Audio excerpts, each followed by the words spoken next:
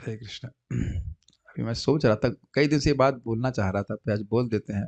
प्रसन्नता है कि ऐसे तो तथाकथित रूप से घर छोड़ा हमने, व्हाटएवर 14 इयर्स पहले या जो भी अभी थोड़ा, लेकिन कितना सुंदर परिवार भगवान ने हमको दिया है।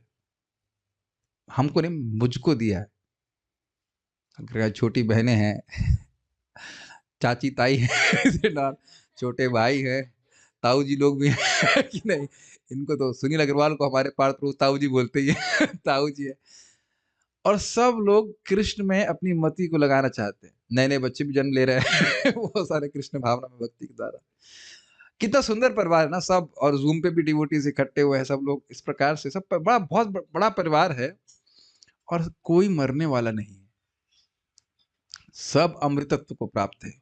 जब हम लोग भगवान के धाम में वापस मिलेंगे, अब मुझे पता है लाइव हो रही तो कहेंगे लोग पागलपने की बात कर रहा है बाबा, लेकिन वैकुंठ पहुंच जाएंगे, अभी आगे पीछे होकर कोई ना कहीं पहुंच ही जाएंगे। तब कहेगा आपकी क्लास सुनी थी हमने समथिंग लाइक। ये जो है खूब आप परेशान किए थे हमको, रोज क्लास में बुलाते थे अटेंडेंस लेते थे। लेकिन ये सत्य बात है, ऐसा नहीं है कि हम लोग दोबारा नहीं मिलने वाले हैं, या प्रभुपाद जी से आप नहीं मिलेंगे। प्रभुपाद जी से पूछा गया कि प्रभुपाद आध्यात्मिक जगत में हम कैसे पहचानेंगे आपको, क्योंकि प्रभुपाद जी बुढ़े तो थे ना, दिखाई पड़ेंगे तो युवा शरीर में। कभी सोचा आपने इस तरह से? प्रभुपाद है कि यू विल अंडरस्टैंड, आप समझ जाएंगे।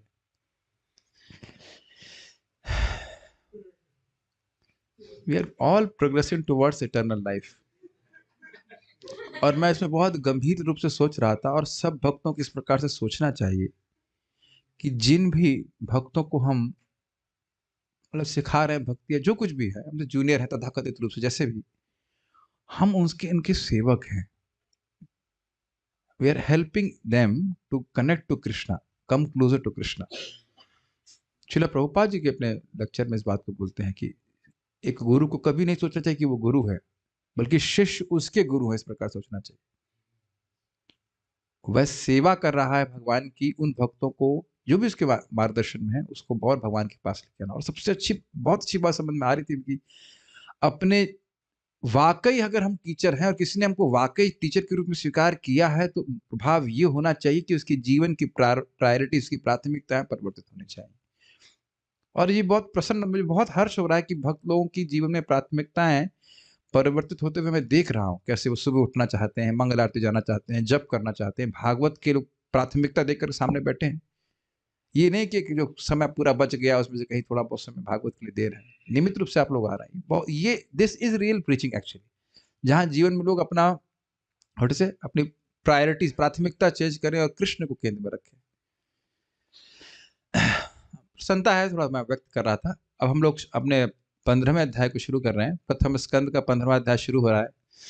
हमें तो एक सपना देख रहा दिन में, हाँ हाँ, मेरे ख्याल से 2-3-4 महीने में ये अध्याय कैंटो पूरा हो जाएगा। फिर मैं सोचा था शायद 5-6 साल के अंदर हम लोग भागवतम ऑलमोस्ट पूरी कर लेंगे, और ऐसे करके शायद पूरा हो जाएगा। मरने से पहले एक बार तो भागवतम तरीके से पढ़ लेंगे। और जब हम टीकाएं पढ़ते तो मुझे बहुत अच्छा लगता है कि जब कोई सुनेगा इस प्रकार से, अन्यथा तो सुनेगा नहीं, जब कभी कुछ सुनेगा तो उसको बहुत सुख मिलेगा। श्रीमद् भागवतम कितनी अच्छी है, आचार्यों ने क्या प्रस्तुत किया है, उसको सुन पाएगा तो अच्छा लगेगा, सेवा कर पाएंगे।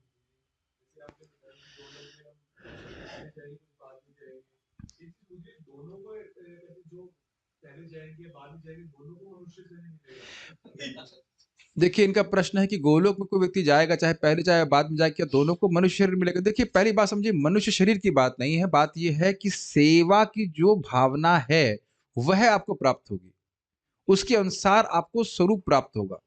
ये स्वरूप है आपका, से कह लीजिए। मान लीजिए कोई व्यक्ति गाय की तरह सेवा करना चाहता है, तो उसे गाय का स्वरूप प्राप्त हो जाएगा। वो गाय नहीं है। यहां जैसे गाय केवल गाय की तरह कर सकती है, वहां गाय उपदेश भी कर सकती है अगर चाहे तो भगवत गीता बोल सकती है गाय। हाँ, बहुत अच्छा बात बता रहे हैं कि सुखदेव गोस्वामी राधा रानी के तोते हैं। अब तोता तो क्लास दे रहा है, कैसे बताइए, भागवत पूरा बोल रहा है। मेरी बात समझ में आ रही है? वो जो भगवान के प्रति भाव है, मान लो सखा भाव है तो सखा का रूप होगा। अगर मान लीजिए शांत भाव है तो गाय का रूप प्राप्त होगा। रूप प्राप्त होगा मतलब लिमिटेड नहीं कि गाय की तरह ही कार्य करे। आप जानते हो कि सुदर्शन चक्र भी है और एक व्यक्ति भी है जब चक्र की तरह काम करना हो तो चक्र का रूप धारण कर लेते हैं, और जब उनको भगवान की स्तुति करनी होगी तो व्यक्ति के रूप में आकर के वह भगवान की स्तुति करते हैं। देखिए मैं बता रहा हूँ ना कि बारंबार सुन करके इतना अंदाज लगा लीजिए कि वहां यहाँ जो आप बंधन समझते हैं, लिमिटेशन, वो कोई लिमिटेशन नहीं है। अविघाता गति क्वचित, कहीं भी जाने के लिए मेरी गति अविघात है, कहीं मेरे रोक नहीं सकते। नारद जी बोले हैं महाविष्णु की कृपा से, भगवान की कृपा से। यस, बियॉन्ड आवर कैपेसिटी ना, कि ऐसा स्थान जहां पे कोई रोक टोक ही नहीं है, कोई रोक नहीं है, कुछ भी नहीं, कोई लिमिटेशन नहीं है, जो चाहे कर सकते हैं। ऑब्वियसली भक्त केवल भगवान की सेवा ही करना चाहते हैं। ठीक है, हम लोग और हम सब लोग उस पथ पे हैं। आज एक वक्त पे बोल रहे थे कि जब करना मुश्किल हो रहा था, हमने कहा जीप बाहर निकाल के दिखाओ जैसे हमारे डॉक्टर प्रभु जी करते हैं। निकलवाया नहीं जीप हमने, लेकिन जीप तो वही साइज है। कभी आपको अच्छा लगेगा, कभी नहीं लगेगा, लेकिन जब करते रहेंगे तो है आपके लिए बहुत अच्छा। चलिए, वो बहुत सारी बातें हम अभी आज नहीं डिस्कस करना चाहते। अभी हम जो विषय उस पर आएंगे, ये घड़ी मुझे भ्रमित कर रही है, 6:15 क्यों बजा रही है? घड़ी को हटा दीजिए सामने से, देखने से दिक्कत हो, दबा दीजिए इसको, नीचे मुंह कर दीजिए। हाँ, तो अब आपने सुना कि पिछले अध्याय में आपने सुना कि युधिष्ठिर महाराज जी ने अर्जुन से प्रश्न किया, और अर्जुन पिछले अध्याय तो कुछ बोले नहीं है। वो ये अंततो गत्वा वह कंक्लूड कर लिए युधिष्ठिर महाराज की भगवान अब चले गए। ठीक है, तो अब इस प्रकार से जब भगवान युधिष्ठिर महाराज ने अर्जुन से प्रश्न किए, तो अर्जुन अब क्या क्या अर्जुन की प्रतिक्रिया हुई, वो क्या बोले, और उसको सुन करके फिर युधिष्ठिर महाराज आदि राज में परीक्षित महाराज को राज अभिषेक करके वह राज्य छोड़ देते हैं, वो भगवान के धाम चले जाते। तो यह सब इसका विषय है इस अध्याय का। इसलिए श्रीमद् भागवतम के प्रथम स्कंद का 15वां अध्याय है। इसका शीर्षक है पांडवों की सामयिक निवृत्ति। समय अनुसार उसकी निवृत्ति, उनकी निवृत्ति होगी, राज्य से निवृत्त हो गए। मेरे पीछे बोलिए। सूत उवाच सूत उवाच एवं कृष्ण सखः कृष्णो एवं कृष्ण सकः कृष्णो भ्रात्रा राज्ञा विकल्पितः भ्रात्रा राज्ञ विकल्पितः नानाशंकास्पदं रूपम् नानाशंकास्पदं रूपम् कृष्ण विश्लेषकर्षितः कृष्ण विश्लेषकर्षितः सूत उवाच सूत उवाच एवं कृष्ण सखा कृष्णो भ्रात्रा राज्ञा विकल्पितः एवं कृष्ण सकः कृष्णो भ्रात्रा राज्ञा विकल्पितः नानाशंकास्पदं रूपं कृष्ण विश्लेषकर्षितः नानाशंकास्पदं रूपं कृष्ण विश्लेषकर्षितः। सूत गोस्वामी ने कहा, भगवान कृष्ण का मुझे इसलिए हंसी आ रही है कि अगर वाकई सगे भाई होते और बहनें होते तो शायद भागवत नहीं सुन रहे होते, वो पिक्चर देख रहे होते, वो है कि नहीं, और देख भी रहे होंगे, पता नहीं कौन जाने। बड़ी प्रसन्नता हो रही है, आप लोग सुन रहे हैं। I am very happy today. Anyways, Suta Goswami ने कहा, भगवान कृष्ण का विख्यात मित्र अर्जुन महाराज युधिष्ठिर की सशंकित जिज्ञासाओं के अतिरिक्त भी कृष्ण के वियोग की प्रबल अनुभूति के कारण शोक संतप्त था।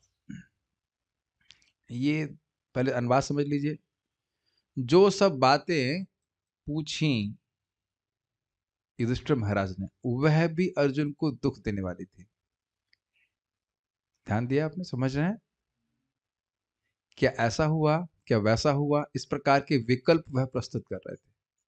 और जिन जिन लोगों का बारे में वो पूछ रहे थे, उनमें से प्राय सभी का अंतर ध्यान हो चुका है। प्रद्युम्न, चारुदेशन, साम आदि के बारे में पूछ रहे हैं कि नहीं? तो क्या आप यह सोच रहे हैं कि केवल कृष्ण के वियोग में दुखी हैं वो? समझ में आया? बंधु हैं वो सब। हमने पूरे इस चर्चा में ये एक बार भी नहीं बोला कि पूरा परिवार ही समाप्त हो गया था। What a shock!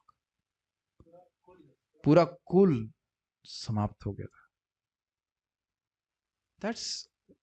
ये तो हमने कभी सोचा ही नहीं ना। घर में कहीं एक दो लोगों की मृत्यु होती, व्यक्ति कितना आहत हो जाता है। और आजकल तो लोग प्रेम भी नहीं करते। मैं बार बार आपका ध्यान आकृष्ट करना चाहता हूं कि कृष्ण से तो अर्जुन स्वाभाविक रूप से प्रेम करते हैं, और अन्य पार्षदों से नहीं करते हैं क्या? बलराम जी से, प्रद्युम्न से नहीं करते हैं क्या? उनसे भी बहुत अधिक प्रेम है। और एक ही झटके में सब समाप्त, एक दिन के अंदर सब समाप्त। It's a shock, is it not?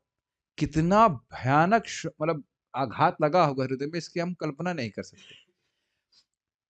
कल्पना बस इसी बात से कर लीजिए, घर में मान लो माता पिता भाई बंधु सब समाप्त हो जाए एक ही दिन में, तो कितना व्यक्ति को धक्का लगेगा बताइए, है कि नहीं? तो वह कह रहे हैं कि जो जिज्ञासाएं करी थी उससे उन सबका स्मरण भी हो रहा था, तो वो तो दुख देने का कारण था ही, प्लस कृष्ण के वियोग से भी वे बहुत दुखी थे, इसलिए अभी उत्तर नहीं दे रहे। अन्वय देखिए, सूतः उवाच अर्थात सूत गोस्वामी ने कहा, एवं इस प्रकार जो ऐसे आपने पिछले अध्याय में सुन लिया, अनेक प्रकार की जिज्ञासाएं करी थी। कृष्ण सखा, कृष्ण का विख्यात मित्र, कृष्ण विश्लेष, भगवान श्री कृष्ण के वियोग की भावना से, विश्लेष आश्लेष, आश्लेष मतलब आलिंगन, और विश्लेष मतलब दूर, तो भगवान कृष्ण के वियोग की भावना से कर्षितः, अत्यंत दुखी, कृष्ण श्री अर्जुन से, भ्रात्रा उनके बड़े भाई, राज्ञा राजा युधिष्ठिर द्वारा, नाना शंकास्पदम विविध संशयों पर आधारित, रूपम विषय रूप में विकल्पित, यानी सोचेगा, ये थोड़ा ये लाइन समझने का प्रयास कीजिए, नाना शंकास्पदम रूपम विकल्पित, विविध संशयों पर आधारित विषय रूप में सोचे गए, इसका अर्थ क्या है? विविध प्रकार के संचय के विषय के रूप में अर्जुन को सोचा, ये रूपम शब्द समझ में नहीं आता, ये क्या मतलब है? नाना शंकास्पदम रूपम का अर्थ है, नाना मतलब विभिन्न, सुना होगा नाना प्रकार की बातें होती, तो कहते हैं विभिन्न प्रकार के शंकास्पद रूप में विकल्पना किया कि भाई ये भी हो सकता है, अर्जुन तुम्हारा चेहरा ऐसा क्यों है, क्या ऐसा हो गया, क्या वैसा हो गया, इसकी वजह से तुम हतप्रभ हो, इत्यादि इत्यादि। तो विभिन्न शंकाओं के विषय के रूप में अर्जुन सोचे गए, समझ में, on object of various suspicion ना, समथिंग लाइक दैट, प्रेमास्पद समझते, प्रेम का विषय, तो उस तरह से वह कल्पित किए गए, वो सोच रहे थे, वो सोच ही रहे थे, ऐसा नहीं कि सारी बात सही थी कि किसी से हार गए हैं, तुमने गलत काम कर दिया क्या, ऐसा तो कुछ किए नहीं थे, तो ये सब बातें सोच रहे थे। हार के आए थे, लेकिन अपने से हीन व्यक्ति से हार के नहीं आए थे, ना अपने से समान व्यक्ति से हार के आए थे, तो भगवान से हार के आए थे कि नहीं? तो वह भी बात, कोई बात सत्य नहीं थी कि तुमने कहीं गलत कार्य कर दिया, वो सब नहीं थी। सूत वाचा मतलब सूत गोस्वामी ने कहा, एवं कृष्ण सखा कृष्णो, कृष्ण के सखा, कृष्णो का अर्थ है यहाँ पे अर्जुन, अर्जुन का एक नाम कृष्ण भी है, पता है, कि उनका भी श्यामल वर्ण था। भ्रात्रा राज्ञा, अपने भाई राजा युधिष्ठिर के द्वारा, विकल्पित सोचे गए, क्या किस रूप में सोचे गए? नाना शंकास्पदम रूप, विभिन्न प्रकार की शंकाओं के विषय के रूप में सोचे गए अर्जुन। ये आप लोग कभी सोच नहीं पाए हैं? मान लीजिए आपने कहीं चोरी हो घर में, तो अब आपकी दृष्टि में बहुत से लोग चोर के रूप में दिखने लग जाते हैं जो चोरी नहीं भी किया हो, उसकी आपके सामान से कोई मतलब भी ना हो, अपने भाई पे ही शक करने लगता है तो वह चोर की दृष्टि से देखने लगता है, वो उस रूप में दिखने लगता है कि नहीं? तो कह रहे नाना शंकास्पदम रूपम, ये समझ में आ रहा है, अर्जुन विभिन्न शंकाओं के विषय के रूप में दिखने लगे। क्या कारण है भाई, ये हतप्रभ है या दुखी है, इत्यादि इत्यादि। तो ऐसे जो अर्जुन थे वह कृष्ण विश्लेष कर्षिता, समझ आया, वह कृष्ण के विश्लेष, कृष्ण के वियोग से दुखी थे। देखिए आपने एक शब्द सुना होगा कृष्काय, सुना है आप कृष्काय? कृष, शाह वाला, शंका वाला शाह, कृष्काया, अरे दिख नहीं रहे आपको? अयम, और फिर मुझे बता रहे थे कि 60 किलो भी रह चुके हैं, अभी 60 के हैं आप, 35 केजी की रह चुके हैं अभी, मान लीजिए मेरा वेट है 77, मान लो कदाचित, भगवान ऐसा मत करना, खाली बोल रहे हैं कि मान लो एकदम एक 50-40 हो जाए, तो आप कहेंगे ये क्या हो गया, सूख गए भागवत पढ़ते पढ़ते ऐसा हो गया है ना। अभी हम थोड़ा सा वजन छोड़ दिए हैं, मतलब 77 हुआ है अभी वो भी बहुत ज्यादा है, उसी में लोग कह रहे हैं कि भाई आप तो बड़े कमजोर दिख रहे हैं, ये हमने कहा हम तो कमजोरी कोई अनुभव नहीं कर रहे, अच्छा ही लग रहा है। बहुत भैंसा जैसा होने से क्या मतलब है? तो खैर हम क्या बात कर रहे थे, खाली कृष्ण काया की व्याख्या करें। कृष्ण काया नहीं, अरे आप, हम तो अपने आंखों से देखे, आप तो नहीं देखे, नहीं देखे, हमारे मंदिर में एक माता जी थी, एकदम वो रशियन माता जी देखे, वो ऐसा लगता था कि जैसे हम लोग डीवाइस में दिखाते ना कि इंसान का कंकाल और शरीर, तो उनके शरीर में मांस था ही नहीं, कुछ बीमारी थी, कुछ खाती ही नहीं होगी, जो भी कुछ होता हो, एकदम से लग रहा गाल अंदर से घुस गए थे पूरा, बिल्कुल हड्डी से, कहते हैं मूर्तिमान कंकाल। आप सब लोग देखे होंगे, नहीं देखे यार, ढीवटी की तरह सेवा करती थी, अब वो खा खा के थोड़ा सा मोटी हो गई। तो अब जिसने देखा है उनको समझ आएगा कृष्ण काय का अर्थ क्या है, एकदम हड्डी से, कहते ना एकदम हड्डी हो गया है। तो ये कृष्ण काय का अर्थ होता है एकदम सूख जाना। कृष्ण काया, जो काया एकदम कृष्ण सूख गई है। तो कहना है कृष्ण विश्लेष कर्षिता, उस कारण से वह भगवान कृष्ण के वियोग से कारण वह अत्यंत दुखी हो गए थे। ठीक है, सूख गए थे कहा जाए। श्रीधरी, पृथ्वी पर कली के प्रवेश को देखकर राजा युधिष्ठिर परीक्षित को राज्य का भार सौंप कर स्वर्गारोहण कर गए। देखिए एक बात बोली जा रही है कि भाई स्वर्ग गए, हम तो सुन रहे हैं कि वह भगवान के नित्य पार्षद हैं। अब देखिए स्वर्ग के भी आप बहुत अर्थ ले सकते हैं। क्या है, सत्रम स्वर्गाय लोकाय सहस्त्रम सममासता, स्वर्गम यह गीयते, जिनकी कीर्ति स्वर्ग में गाई जाती है उन भगवान विष्णु के पास, ये अर्थ ले सकते हैं। समान महाभारत में वर्णन है कि स्वर्ग चले गए, तो एक भी अर्थ ये भी समझ सकते हैं कि जो देवताओं के अंश पांडव में विद्यमान थे वह स्वर्ग चले गए और वो भगवान के धाम चले गए, वो भी ठीक नहीं। इस अर्थ का प्रतिपादन इस 15वें अध्याय में किया गया है। श्लोकस्थ दूसरा कृष्ण शब्द अर्जुन का बोधक है। ये संस्कृत देखिए, वापस दिखाइए, एवं कृष्ण कृष्ण, तो जो दूसरा कृष्ण शब्द है वह अर्जुन का बोधक, इष्ट समय कह रहे हैं इस बात को। अच्छा, राज्ञा विकल्पिता में अविकल्पिता पदच्छेद है।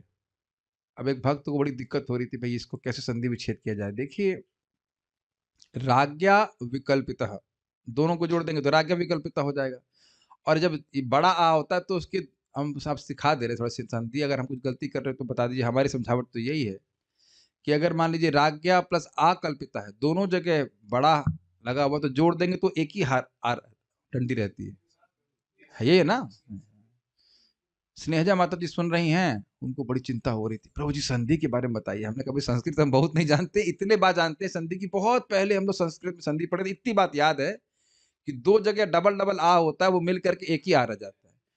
और हाँ, दीर्घ संधि है। और अगर कहें राज्ञा, उसमें आ नहीं है, और आकल्पिता, तो भी राज्ञा कल्पिता हो जाएगा।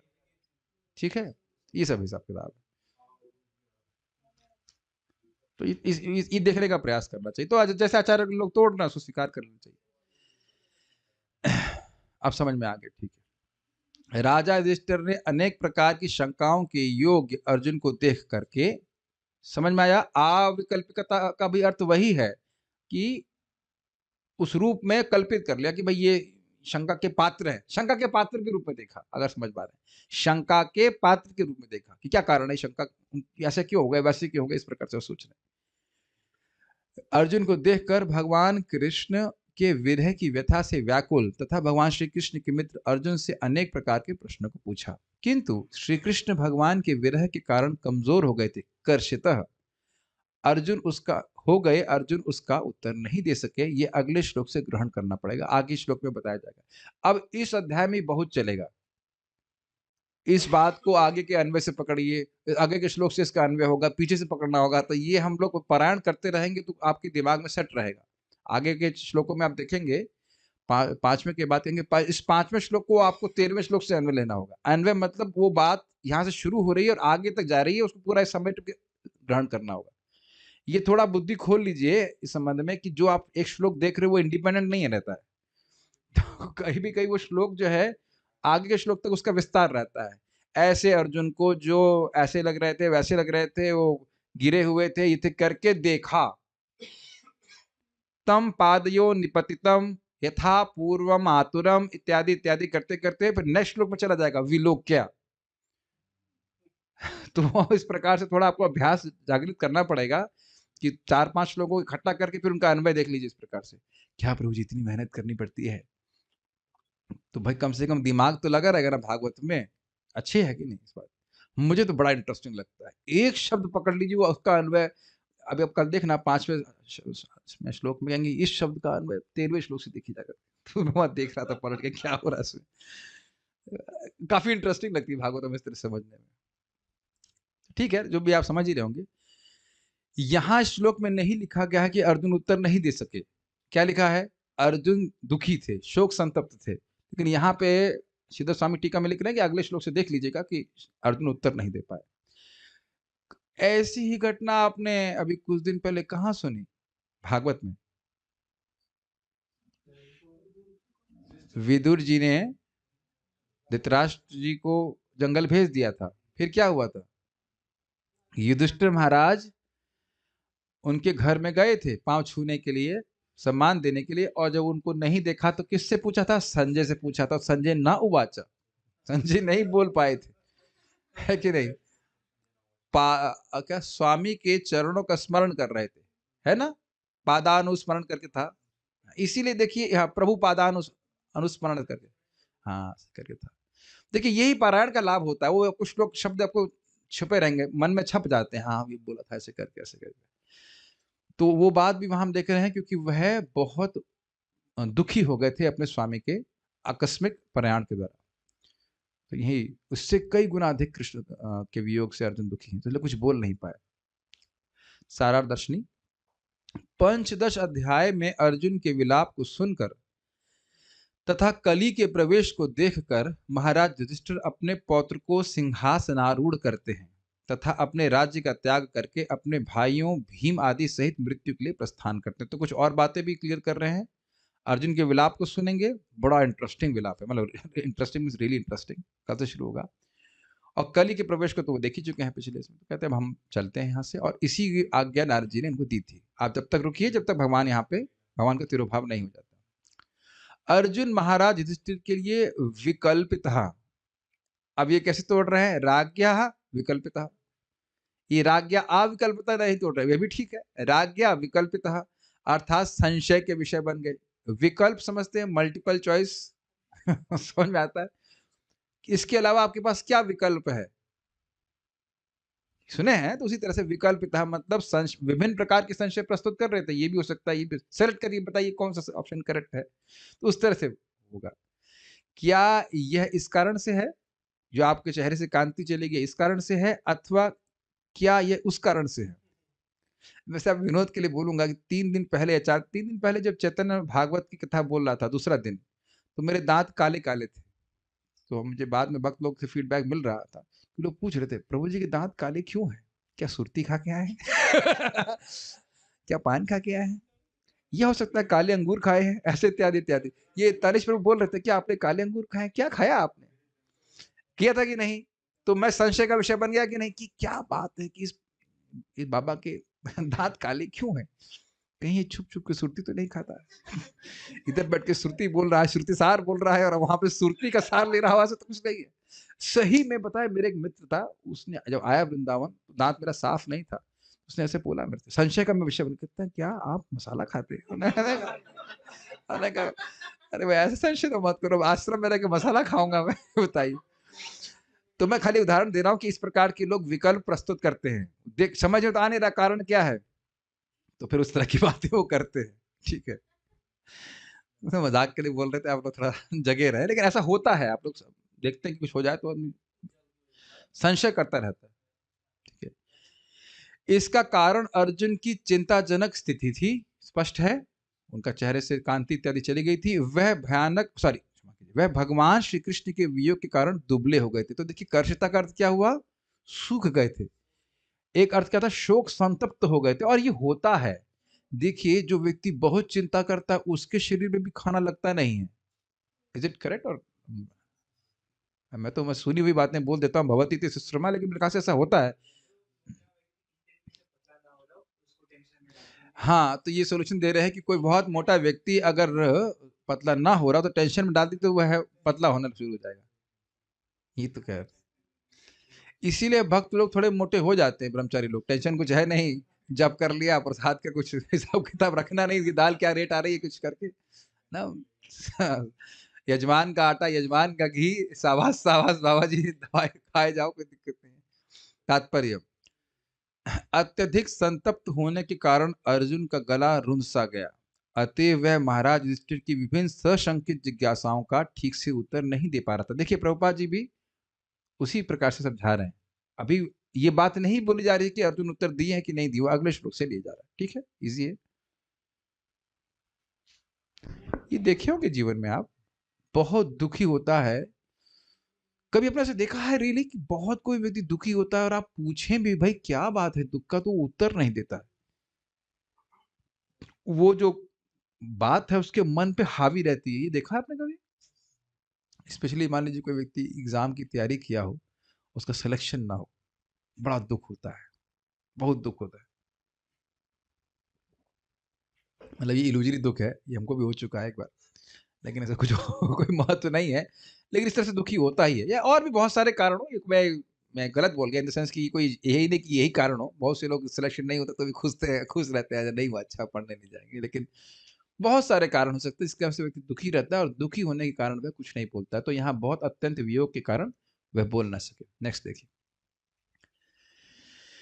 शोकेन शुष्य वदना, शोकेन शुष्यद्वदना शोकेन शुष्यद वदना, शोकेन शुष्यद्वदना शोकेन शुष्यत वदना, शोकेन शुष्यद्वदना हृत्सरोजो हतप्रभः, हृत्सरोजो हतप्रभः विभूम तम विभूम तमेवानुस्मरन्, विभुं तमेवानुस्मरन् न शक्नोति प्रतिभाषितुम्, न शक्नोति प्रतिभाषितुम् शोकेन शुष्यत वदना, शोकेन शुष्यद्वदना हृत्सरोजो हतप्रभः, हृत्सरोजो हतप्रभः विभूम तमेवानुस्मरन्, विभुं तमेवानुस्मरन् न शक्नोति प्रतिभाषितुम्। न शक्नोति प्रतिभाषितुम्। अगर सीधे संस्कृत देखिए कितना आसान है। शोकेना, बताओ, चुप, शोक से, तीसरे तृतीय विभक्ति, शोक के द्वारा, शोक के कारण, शुष्यत, सूख गया। क्या सूख गया था? वदन, पूरा मुख ही सूख, गला नहीं, वदन पूरा मुख होता है, पूरा मुख ही होता है।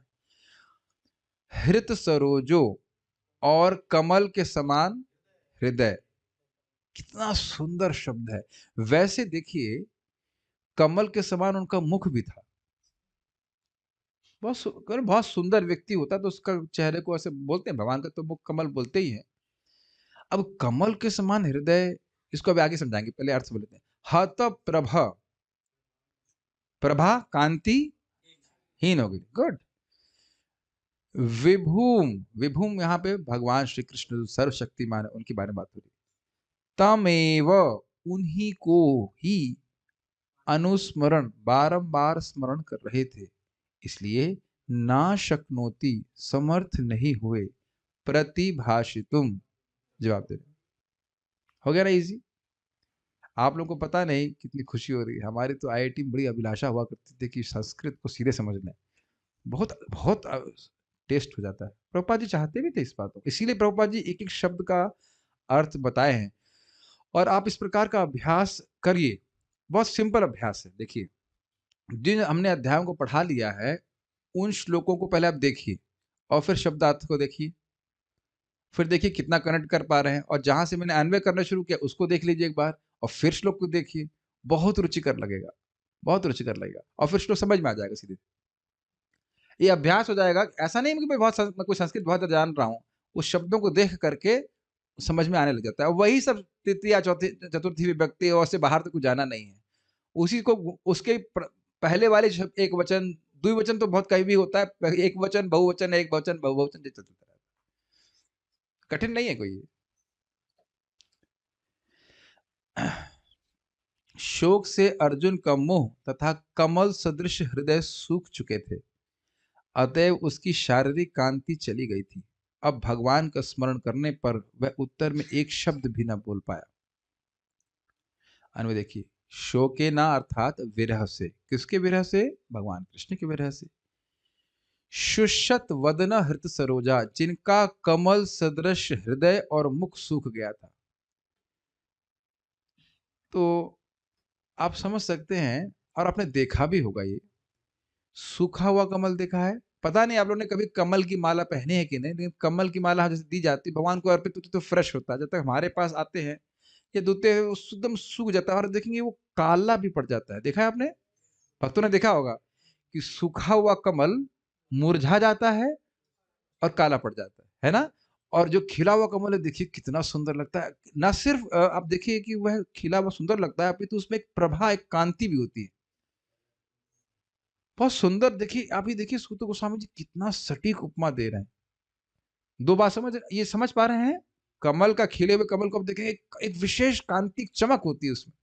वह सब अब उनके चेहरे पे नहीं थी, सूख गया था उनका चेहरा।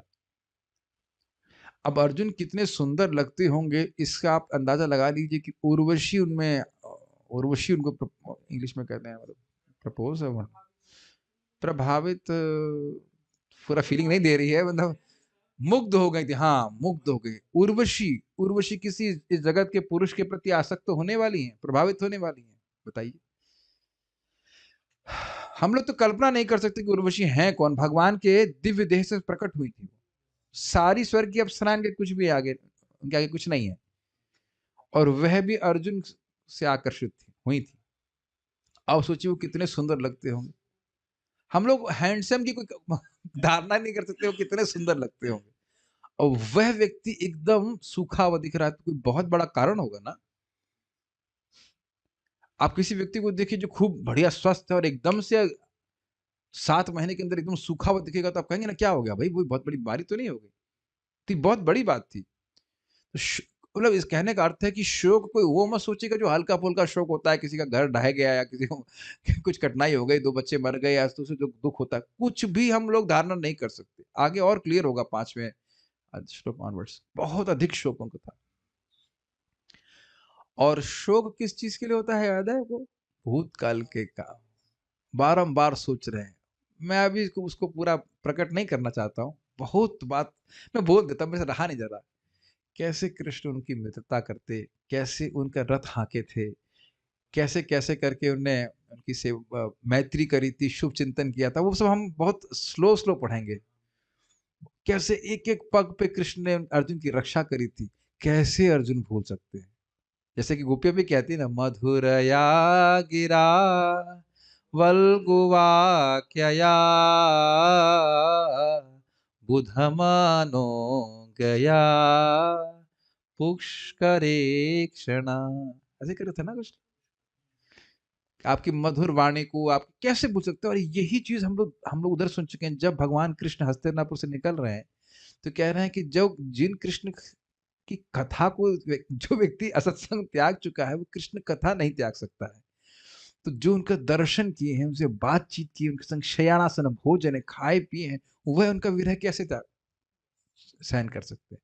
और फिर वही देखिए हम लोग रोज रोज गा रहे हैं, तव विक्रीडितं कृष्णा नृणां परम मंगलम कर्ण पीयूषमास्वाद्य त्यजति अन्य स्पृहाम जना।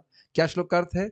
हे कृष्ण, उद्धव जी कृष्ण को बोले कि हे कृष्ण, आपकी लीला कथा को सुन करके व्यक्ति, तब विक्रीडितम कृष्ण निर्णाम परम मंगलम, यह इंसानों के लिए परम मंगलमय है। और इसको जो कानों के, इस अमृत को कानों के द्वारा जो आस्वादन करता है, त्यजति अन्य स्पृहाम जो ना, अर्थात पत्नी की, बच्चे की, यहाँ तक कि मोक्ष की इच्छा को भी त्याग देता है, लेकिन आपकी कथा को नहीं त्याग पाता।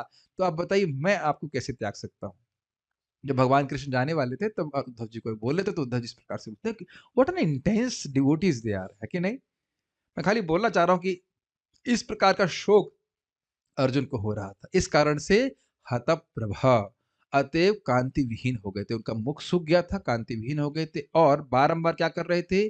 तम एव, तम प्लस इव। कोई सुन नहीं रहा है मैं क्या बोल रहा हूं। क्या बोला मैंने अभी? इवा बोला कि एवा बोला? इवा गलत था कि नहीं? क्यों नहीं इसको आपने गलत बोला? सुन नहीं रहे ध्यान से? हाँ हाँ हाँ, गलत है। अरे तम इवा नहीं, इवा मतलब होता है सदृश, यहाँ एवा है। तमेव ही, भगवान कृष्ण को निश्चय ही, जानबूझ के मैं गलत बोला टेस्ट करने के लिए सब जगह। हाँ हाँ हाँ हाँ, तम एव, तमेव उन, हाँ तमेव। अच्छा अच्छा, अब याद दिला रहे। तमेव तम उन भगवान कृष्ण को ही, भगवान कृष्ण को निश्चय ही, विभुम जो परम है, परम भगवान है, अनुस्मरण भीतर ही भीतर सोचते हुए। प्रभुपाद इसका अनुवाद कितना सुंदर किए हैं। अनुस्मरण का अर्थ है कि निरंतर स्मरण करते हुए, लेकिन भीतर ही भीतर मतलब कृष्ण की जो स्मृति है वो हावी हो रही है, ये अर्थ है। ये आपने अनुभव किया होगा कि अगर कोई व्यक्ति आपसे द्वेष करता है, प्रेम का अनुभव तो जगत में ज्यादा है नहीं, और उसने आपको मतलब वो देखा है ना, घृणा वाली दृष्टि, कभी नहीं आपने कटाक्ष नहीं, कृपा कटाक्ष नहीं होता है, ऐसे करके देखिए, यूं करके देखे तो भाई, और वो बुरा शब्द भी बोले तो वो व्यक्ति आपके मन पे छाए रहता है, खाते पीते सोते लगातार उसका ही स्मरण होता रहता है। ऐसा कभी नहीं हुआ आप लोग संग, है कि नहीं? प्रेम कोई कर रहा हो तो उतना हम नहीं ध्यान, हम लोग ध्यान देते, लेकिन कोई अगर गलत दृष्टि से देख रहा हो, उसने ऐसे क्यों देखा हमको, वही सोचते रहेंगे। कुछ बोल दिया तो बारंबार उसी का स्मरण होता है, या किसने अपमान कर दिया हो तो उसका बारंबार व्यक्ति चिंतन करता है। हम आपको समझाना चाह रहे हैं कि मतलब भीतर ही भीतर घोंटते रहता है व्यक्ति अपने आप को, उन्हीं का स्मरण करता रहता है। इस पे सार्वभौम प्रभु कहते हैं, भाई जिस व्यक्ति का तुम शक्ल नहीं देखना चाहते उसको अपने हृदय में क्यों रखे हो। क्या बात है ना, हम उसकी शक्ल भी नहीं देखना चाहते, लेकिन उसके चेहरे को बार बार मन में धारण किए हुए। खैर जो भी है, हम खाली समझाना चाह रहे हैं, प्रभुपाद जी का जो अनुवाद बड़ा सुंदर है, भीतर ही भीतर सोचते हुए, सोचते हुए। और मैं फिर से भी बोल दूंगा, कैसे कृष्ण के संग वो वार्तालाप करते थे, इत्यादि इत्यादि, और लीलाएं की है, सब कुछ बहुत अच्छा विलाप, बहुत अच्छा विलाप है, मतलब बहुत सुंदर, बहुत ही आकर्षक, बहुत ही अच्छे अर्थ वाला विलाप अर्जुन का है, वो हम आगे सुनेंगे। प्रतिभाष तुम, ठीक से उत्तर देने के लिए न अशक्नोत, समर्थ नहीं हो सके। भाई मन में कृष्ण ही छाए हुए हैं, तो बाहर की बात तो सुनना और न सुनना एक बराबर जैसा होता है। मैं चाह रहा हूं कि आप लोग थोड़ा उस चेतना को समझने का प्रयास कीजिए। असंभव है हमारे लिए सब समझना, लेकिन फिर भी कुछ प्रवेश करने का प्रयास कीजिए। जब व्यक्ति दुखी होता है तो बाहर से कोई पूछ भी रहा होता तो वो उत्तर नहीं दे पाता। ये कितनी बार तो आपने देखा होगा, खुद अपने संग भी हो गया होगा, बहुत बार होता है। हाँ, किसी बच्चे की डेथ हो जाती है तो माँ कुछ बोल नहीं पाती, रोती रहती है, वो मतलब सुन रही है आपकी बात लेकिन सुनती नहीं है। तो उसी अर्थ में कहेंगे प्रतिभाष तुम न शक्नो, सुन रहे हैं कि क्या बोले हैं, लेकिन वो नहीं सुन पा रहे, वो उसका उत्तर कुछ नहीं दे पा रहे। संस्कृत मैंने पहले समझा दिया, आप लोगों को फिर से समझाऊं? यस। शोके न शुष्यत वदना, बड़ा आसान है। शोक के कारण, भगवान कृष्ण के वियोग से शोक जो हो रहा था, उस कारण से उनका वदन, उनका मुख सूख गया था। ठीक है। हृत सरोजो भी, यानी कि उनका जो कमल जैसा हृदय था वह भी सूख गया। अरे इसको बताना भूल ही गया मैं, कि कमल जैसा हृदय, तो देखिए कमल जैसा मुख तो समझ में आ गया, कमल जैसा हृदय का अर्थ क्या हुआ। कमल जैसा हृदय मतलब अत्यंत सॉफ्ट। आप जानते हैं कि भगवान के भक्तों का हृदय तो ऐसे भी द्रवीभूत रहता है, वह भी सूख गया। मतलब कैसे इस फीलिंग्स को एक्सप्लेन किया जाए, इज इट नॉट? बड़ा मुश्किल है। बस यही जो है उसी से आप समझ लीजिए कि जो जो हृदय का अत्यंत सॉफ्ट था, भगवान के प्रेम से भरा हुआ था, एकदम सूखा जा रहा है वो। अब इसका अर्थ ये नहीं कि प्रेम सूखा जा रहा है, लेकिन अर्थ है कि बहुत दुख में पड़े हुए हैं। वैसे देखिए, बाह्य रूप से एक और आपको समझना पड़ेगा कि भक्त लोग भले ही भगवान के वियोग में दुखी दिखते हैं बाहर से, लेकिन आप यहाँ देख रहे, तमेव तमेव अनुस्मरण, कृष्ण का स्मरण अधिक होने लग जाता है। मैं भगवान ये भी तो कर सकते थे कि इनको भी ले जाते साथ में, क्या कठिनाई थी। लेकिन वो ऐसा करते हैं कई बार, अपने भक्तों को अपने से थोड़ा सा विरह भी प्रस्तुत कराते हैं। हत प्रभा, इस कारण से उनकी कांति समाप्त हो गई थी चेहरे की। विभूम तम तम विभूम एवं अनुस्मरण, उन परम भगवान श्री कृष्ण का ही वह बारंबार अपने हृदय में भीतर ही भीतर स्मरण कर रहे थे। इसलिए मति, मन तो स्मरण करने में ही लगा हुआ, इसलिए ना शक्नोति प्रतिभाषितुम, इसलिए बोलने में, उत्तर देने में वह समर्थ नहीं हो पाए। समझ पा रहे हैं कि उत्तर देने में समर्थ क्यों नहीं हो पाए? मन तो निरंतर भगवान का ही स्मरण करने में लगा हुआ था, शोक में डूबा हुआ था, ये कारण। ठीक है। ये इसमें वो नहीं है, कोई टीका नहीं है, आगे देखते हैं। अब वह उत्तर देने के लिए प्रयास करने, लेकिन बहुत कठिनाई से दे पाएंगे। इसको देखिए। कृच्छ्रेण संस्तभ्य, कृच्छ्रेण संस्तभ्य शुचः, कृच्छ्रेण संस्तभ्य शुचः, पाणिनामृज्य नेत्रयोः पाणिनामृज्य नेत्रयोः परोक्षेण समुन्नद्ध परोक्षेण समुन्नद्ध प्रणयोत्कण्ठकातरः। प्रणयोत्कण्ठकातरः। ओ मैं कंफ्यूज हो गया था, ये तो आज ही आ जाएगा। Very good. सख्यम मैत्री सौहृदम च सख्यं मैत्रीं सौहृदं च सारथ्यादिषु संस्मरन् सारथ्यादिषु संस्मरन् नृपम नृपम अग्रजमित्याह नृपमग्रजमित्याह बाष्पगदगदया गिरा। बाष्पगदगदया गिरा। ये तो आज ही आ गया। मैं थोड़ा भ्रमित हो गया था, मैं सोचा था कि अगले 5वें श्लोक में, आज ही आ गया। बहुत अच्छा। अनुवाद तीसरे चौथे का अनुवाद, तीसरे का कोई टीका नहीं था और अन्वय दोनों का साथ में किया गया है, तो इसलिए तीसरे चौथे को अनुवाद को एक साथ रख रहे हैं यहाँ पे। उसने बड़ी कठिनाई से आंखों में भरे हुए शोकाश्रुओं को रोका। वह अत्यंत दुखी था क्योंकि भगवान कृष्ण उसकी दृष्टि से ओझल थे और वह उनके लिए अधिकाधिक स्नेह का अनुभव कर रहा था। अनुवाद चौथे श्लोक का। भगवान कृष्ण को तथा उनकी शुभकामनाओं, आशीषों, घनिष्ठ पारिवारिक संबंध एवं उनके रथ हाँकने का स्मरण करके अर्जुन का गला रूंध आया और वह भारी सांस लेता हुआ बोलने लगा। इस पे हम थोड़ा विचार करेंगे। पहले अनुवाद देखिए। कृच्छ्रेणा, बड़ी कठिनाई से। कृच्छ शब्द का आरुह्य कृच्छ्रेणा परम पदम तथा, बहुत कठिनाई करके वह परम पद को प्राप्त करते। तो वहां कृच्छ्रेणा शब्द आप सुन चुके हैं। कृच्छ मतलब कठिनाई। अब देखिए, ये शब्द को आपको बार बार सुनना होगा, सुनते सुनते वो शब्द याद हो जाएंगे और इसी प्रकार से आप सीखेंगे। हम सभी लोग सीखेंगे। तरीका मैं आपको बता दे रहा हूं। जैसे आपने कृच्छ्रेणा शब्द सुना, तो अब उसको बारंबार जब पारायण हो रहा है तो उन पारायण के श्लोकों को आप थोड़ा थोड़ा याद करने का प्रयास कीजिए। जितना व्याख्या हो चुकी उसको तो याद करने का प्रयास कीजिए, तो बारंबार वो शब्द आपके दिमाग में टिक जाएगा, उसका अर्थ समझ टिक जाएगा। जैसे मैंने एक छोटे भाई को देखा था, तो छोटा था, उसका नाम क्या था, अर्जुन नाम था उसका।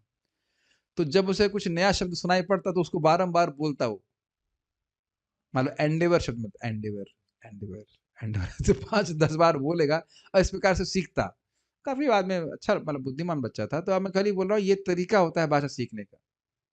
कृच्छ्रेणा, कृच्छ्रेणा, कृच्छ्रेणा मतलब कठिनाई। ठीक है। शुचः, तो देखिए शुचः का सामान्य अर्थ शोक है और उसी अर्थ में कहेंगे विरह के शोक को समझ सकते हैं। बड़ी कठिनाई से विरह के शोक को संस्तभ्य, यानी यह कह सकते हैं विरह के वेग को रोककर। जैसे अनुवाद किया वैसे रखते हैं हम, विरह के वेग को रोककर। और देखिए, अगर हम शुचः का सीधा अर्थ शोक लें तो वो भी कोई कठिनाई नहीं है। शोक एक अभिभूत करने वाला था ना उनके ऊपर। शोक उनको एकदम दबाया हुआ था, बिल्कुल आंधी की तरह चल रहा था, एकदम दबा दिया था। तो कह रहे हैं उस विरह के वेग को रोककर, मानो एक आंधी चल रही है, उस प्रकार का विरह का वेग था जो बिल्कुल उनको अभिभूत मतलब दबा देना होता है, बिल्कुल परास्त कर दे रहा था। तो ये कैसे किया उन्होंने?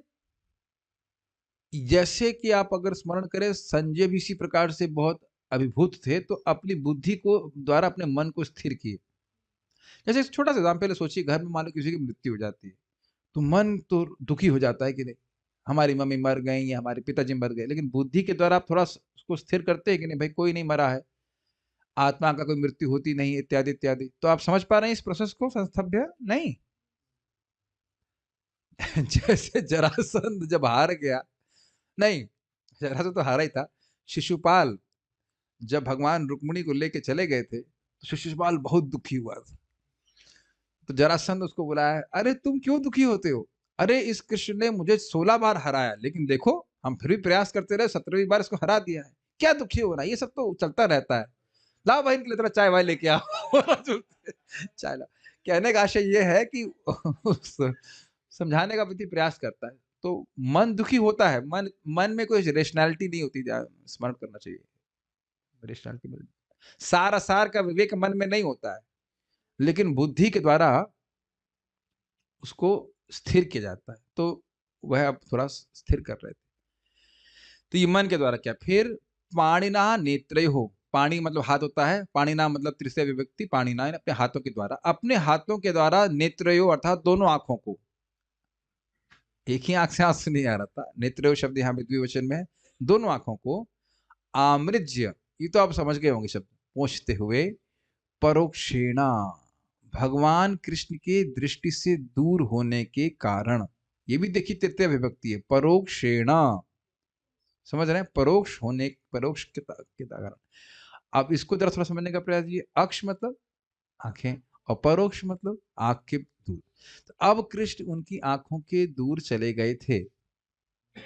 दूर का अर्थ केवल ये नहीं था कि वो द्वारका में और ये हस्तिनापुर में, दूर अर्थात मतलब अब हमेशा एटलीस्ट उनको लग रहा था, और ये बिल्कुल आप सही कह रहे हैं कि पिछले श्लोक में बोला गया था, पिछले अध्याय में, कि तुम कृष्ण से रिक्त होकर ये मान रहे हो कि सदा के लिए तुम कृष्ण से दूर हो गए हो, इसलिए दुखी हो, यही कारण है, नहीं तो और कोई कारण ना रुका, और कोई कारण तुम्हारा हो नहीं सकता तुम्हारे मानसिक संताप का। तो अर्जुन यद्यपि वो जानते हैं कि वो भगवान के पार्षद हैं, समझना होगा आपको, लेकिन फिर भी अब यही सोच रहे हैं कि ना, मैं तो कृष्ण से सदा के लिए दूर हो गया। That's very intense, is it not?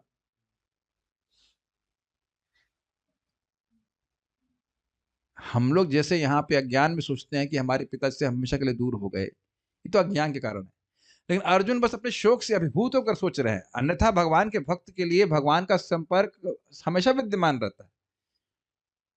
Prabhupada ji नहीं कहा करते थे कि मैं अपने गुरु महाराज से कभी अलग नहीं रहा, हमेशा अनुभव किया कि मेरे गुरु महाराज मेरे साथ में है।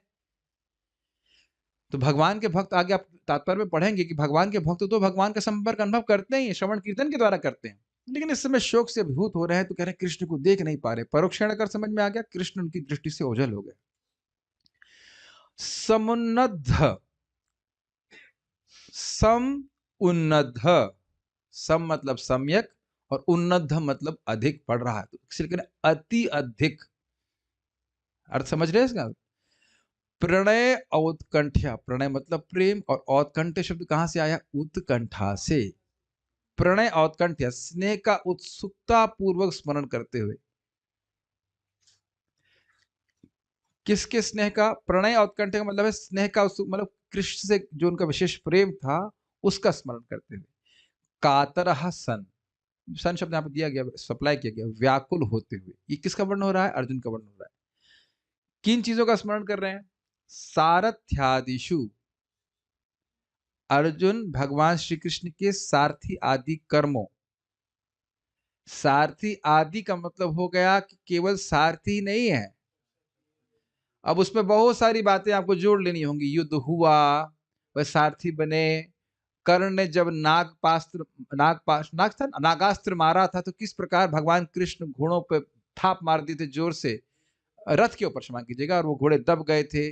भीष्म पितामह से बचाए थे, अपने रथ को तोड़ करके भी घोड़ों के बाण निकालते, रात्रि में उनको मलहम लगाते। जब जयद्रथ का को मारने का संकल्प अर्जुन ले लिए थे, तो कृष्ण रात भर नहीं सोए थे।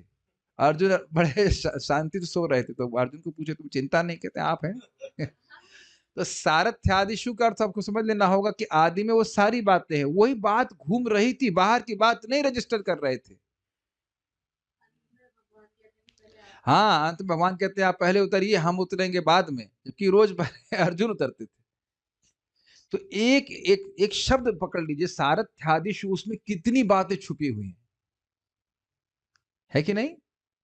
देखिए हमारा तो ऐसा भी अनुभव है नहीं, लेकिन एक हम चाहते भी नहीं, भगवान से ही प्रेम करना चाहते हैं, लेकिन एक व्यक्ति है जिनकी पत्नी की मृत्यु हो गई, वो डिवोटी थी, और वो अकेले जब होते तो बहुत रोते हैं। अरे वो सेवा करती थी, ये करती थी, वो करती, तो केवल पत्नी के रूप का स्मरण नहीं हो रहा है, वो जो सेवा उसने की है उसको वो बार बार, उर्दू शब्द कहते हैं जहन में उभरती रहती है, समझते हैं? चित्त में, चाहे हम लोग, जहन इसलिए बोला कि इस प्रकार से थोड़ा सा इम्फेटिक शब्द है ना, कि जहन में वो उभरता रहता है, व्यक्ति वो हटा नहीं पाता, उधर ही मन जाता है। आपको लगेगा वो खा रहा पी रहा है, लेकिन उसका मन उधर ही जा रहा होता है बार बार, उसमें क्या ऐसे, ये तो थी ऐसी थी वैसी करके, अब उसको अनंत गुना बढ़ा दीजिए बस। और आप एक एक शब्द कितना गंभीर है, देखिए हर भक्त, शुद्ध भक्त है, वो अत्यंत कृतज्ञ होते हैं, कोई छोटे से छोटा कार्य भी करता है उसको भी हमेशा के लिए याद रखते हैं। अब भगवान कृष्ण ने कितना उपकार किया है उसका तो आप कल्पना भी नहीं कर सकते, है कि नहीं? पग पग पे बचाए हैं भगवान कृष्ण, वो आगे बहुत एक एक बात को स्मरण भी कर रहे हैं, किस प्रकार से बचाए हैं। तो सारथ्यादिशु से आप समझ गए, सारथी भगवान कृष्ण बने। ये भी बहुत बड़ी बात है ना कि सारथी कृष्ण बने हैं भगवान, लेकिन बने। और आप जानते हैं कि अर्जुन यह भी स्मरण कर रहे हैं कि जब वो सारथी बने थे तो उनको सिग्नल कैसे दे रहे थे अर्जुन? उनके गले के पास में अपना पांव रखते और भगवान अंगूठे के द्वारा, अपने अंगूठे के द्वारा, पांव के अंगूठे के द्वारा उनको सिग्नल देते कि आज बाएं तरफ चलो, दाएं चलो। भगवान फिर वह भी स्मरण कर रहे थे, सारथ वैसे तो सारथादेशु में नहीं होगा, लेकिन राजसु यज्ञ में किस प्रकार से वह आने वाले आगंतुक के उन लोगों के चरण धो रहे हैं। कैसे कृष्ण को भूल सकते हैं ना? कृष्ण कथा जो त्याग नहीं पा रहा है और कृष्ण इस प्रकार से प्रेम का आदान प्रदान करे। प्लस सोचिए गीता में भगवान उनके मुख पे बोले हैं, भक्तोसी में सखा चेती, तुम मेरे मित्र हो। ये भूरिजन प्रभु बता रहे थे, कहते यदि इस प्रकार से कृष्ण किसी को एक बार कोई भगवान कृष्ण की वाणी इस प्रकार सुन लेता है, वो जिंदगी में और कुछ नहीं कर सकेगा। जैसे कुछ नहीं करेगा मतलब कृष्ण से प्रेम करने के अलावा और कुछ नहीं कर सकता। इतना आकर्षण कृष्ण का है, किसी ना किसी दिन हम भी सुनेंगे। सोचिए विजय, आपको कृष्ण डायरेक्ट बोल रहे हैं, विजय सखा विरति रस तो नहीं आओ, कृष्ण विजय तुम मेरे भक्त हो, तुमने कितनी अच्छी सेवा करी। मान लो आपका कीर्तन गा रहे हैं कुछ और कृष्ण बोल ही दें, आज तुमने बहुत अच्छा कीर्तन गाया।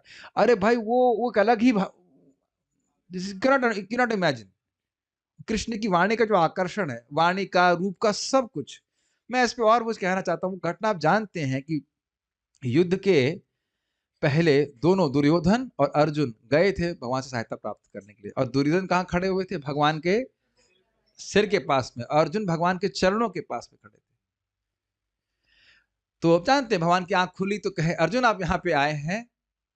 तो इतने में दुर्योधन बोलता है द्वारकाधीश हम भी आए हैं। ओ आप भी आए हैं। भगवान कैसी लीला कर रहे हैं, आप भी आए हैं। तो उसके बाद कहते हैं हाँ क्या बात है, क्या बात है? ऐसे भगवान को कुछ पता नहीं है, भगवान अद्भुत, ऐसे उससे कुछ नहीं हमको पता क्या करना है, क्या हो रहा है। तो कहते हैं ऐसे युद्ध हो रहा है हमारे बीच में, तो हमें सहायता। तो आप जानते हैं कथा को, भगवान ने कहा कि एक तरफ मेरी एक अक्षौहिणी सेना रहेगी, नारायणी सेना, और एक तरफ मैं अकेला रहूंगा निहत्ता। तो मैंने कहा कि अर्जुन छोटे हैं, पहले वो मांग ले। तो अर्जुन देखिए वहां मांगे भगवान कृष्ण से कि नहीं आप मेरे साथ रहिए। और दुर्योधन कहता ठीक है, अब सेनापति को आदेश दीजिए। अब क्या रह गया। बड़ा खुश की देखो अर्जुन तो मूर्ख है, कृष्ण जब युद्ध नहीं करेंगे तो क्या मतलब हुआ। देख रहे हैं कि अर्जुन का कितना विश्वास था। बहुत अच्छा, ये बहुत ही टचिंग प्रसंग है कृष्ण के संबंध में। वो सारी बात क्या अर्जुन को याद नहीं है। फिर अर्जुन को भगवान डांटते, अरे मूर्ख, वो मूर्ख हो, पता नहीं है जब मैं युद्ध नहीं करूंगा तो क्या प्रयोजन है मुझको स्वीकार करने का। तब अर्जुन बोलते हैं कि मेरी बहुत जीवन की अभिलाषा थी कि मैं अपने जीवन की बागडोर आपके हाथ में दूं, मरना जीना जो कुछ है वो आपके हाथ में रख दूं। हम तो ऐसा कर नहीं सकते, मतलब हृदय शुद्ध नहीं है, लेकिन रियली कितना। फिर भगवान एकदम आवेश में जाते हैं कि अर्जुन पूरा ब्रह्मांड भी तुम्हारे अगर अगेंस्ट होगा तुमको हरा नहीं सकता है। और इसी तरह भगवान कृष्ण भी कुंती महारानी को भी वचन दिए थे कि आपके 5 पुत्रों को मैं जरूर वापस लेके आऊं। तो ये सारी बातें उनको याद है। सारथ्यादिशु में सभी कुछ जोड़ लेना, कैसे सारथी बने, कैसे सारथी के रूप में कार्य किया, कैसे पग पग में उन्हें मदद करी। वो जो प्रसंग था कि 5 बाण बीच में देखो गाली दे रहा था दुर्योधन कि आप लड़ नहीं रहे हैं, आप प्रेम कर रहे हैं, ऐसा ऐसा रोने लगा, हम तो आपके भरोसे युद्ध किए थे। तो बीच में बतावा कहते ठीक है वो 5 बाण आज हम लेके रखते हैं, कल इससे 5 पांडवों को मार दूंगा। तो फिर आप जानते हैं कि दुर्योधन को तो विश्वास हुआ नहीं। दुर्योधन वो 5 बाण ले लिया, कहा कि हो सकता है भीष्म देव का मन बदल जाए। तो अर्जुन को भगवान कृष्ण भेज दिए, जाओ उनके कैंप में दुर्योधन के पास जाओ। तो एक ये बात घटना पता है, एक विशेष बात बताऊंगा आपको। दुर्योधन, पुरानी बात थी, दुर्योधन का एक वर ड्यू था अर्जुन को देने के लिए। तो जब अर्जुन रात में पहुंचे तो दुर्योधन ने कहा क्या चाहिए आपको, क्या बात है? कहते हैं आपसे वरदान चाहता हूँ। कहते राज्य चाहिए? कहते नहीं राज्य तो हम लड़के ही लेंगे। राज्य नहीं चाहिए, भीख मांगने नहीं आए, वो 5 बाण हमको दे दीजिए। तो दुर्योधन ने से दे दिया। लेकिन देवकी नंदन प्रभु क्लास दे रहे थे, बड़ी सुंदर बात बोली। तब दुर्योधन पूछा कि तुमको ये बात पता कैसे चली? मेरे अलावा और भीष्म देव के अलावा किसी को पता नहीं। ये हम लोग कभी सोचे नहीं। बहुत सुंदर बात प्रभु जी बोले थे, मुझे बहुत अच्छा लगा था। दुर्योधन सोच रहा था कि ये हुआ कैसे, मेरे अलावा और भीष्म देव से किसी की बात ही नहीं हुई, तो बताए नहीं किसी को। तो अर्जुन बड़े स्पष्ट बोले, कृष्ण बताए हैं। तो वह कृष्ण को वहीं से प्रणाम किया कि कितना अपने भक्तों से प्रेम करते हैं। देखिए, आप जाइए उस स्थान पे कि भाई आप उस युद्ध में हैं, किसको पता चला है कि आज क्या मीटिंग हुई है भीष्म देव की? हम लोग ना बस खाली लीला को पढ़ के सुन करके छोड़ दे रहे हैं। क्या मालूम चल रहा है? कौन सच बता रहा था? हाँ, तो अर्जुन को कौन सा भय है? अर्जुन अर्जुन का कौन सा भय है कि वो दुर्योधन से डरने वाला है? दुर्योधन ने पूछा, किसने किसने बताया? भगवान ने बताया। तब दुर्योधन समझ गया कि वो समझ तो गया था ये जीते, ये लोग हारने वाले नहीं, सारी तिकड़म समाप्त हो जाएगी, है कि नहीं? तो ये सारथ्यादिशु से आपको ग्रहण करना, केवल सारथी नहीं थे। एक और बात सुनिए, बहुत सुंदर। ये नहीं पता होगा आप लोगों को, जब जयद्रथ को मारने के लिए अर्जुन दौड़ रहे थे, मतलब युद्ध कर रहे थे, बड़ा इंटेंस वो सीन है। तो एक स्थान में आकर, इसका स्मरण भी करेंगे, एक स्थान में आकर के उनके घोड़े थक गए। भाई ऐसा मत सोचिएगा यह फुटबॉल ग्राउंड में दौड़ रहे थे वो घोड़े।